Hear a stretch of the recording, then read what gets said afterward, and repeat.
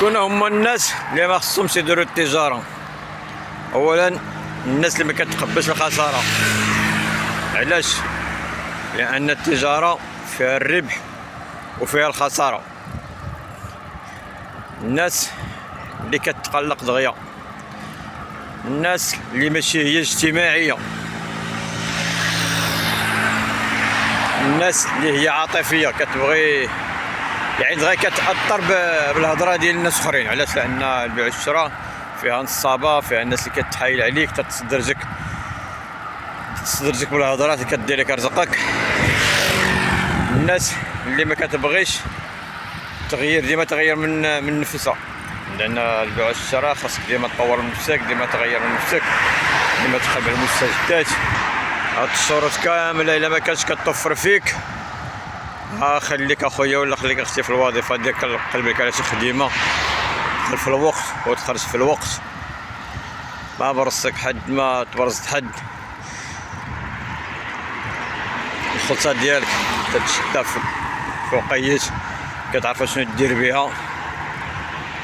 بالنسبه للبيع والشراء راه فيها الربح فيها الخساره، مره كتربح مره كتخسر، كتطلع وكتهبط، مره كاع تيمشي لك كلشي بمره.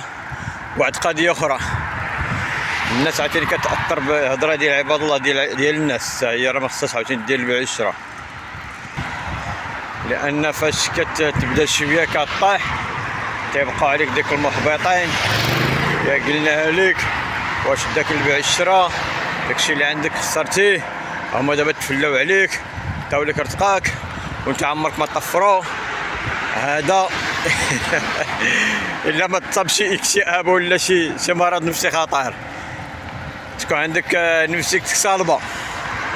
كيف قلت في الفيديوهات السابقه، ما تسلفش باش دير البيع والشراء، وما تبداش فلوس ديال الناس. الا كنتي غتعاون الفلوس عباد الله، مثلا تقد عند شي حد اللي عطيتو شي كريدي ولا هادي، ما تفوتش ديك حتى 20% كاع من راس مالك، لان محتمل ان داكشي كدير ماشي في الدومين ديالكم، مسلككش ولا البيع والشراء كيف قلنا فيها التقلبات.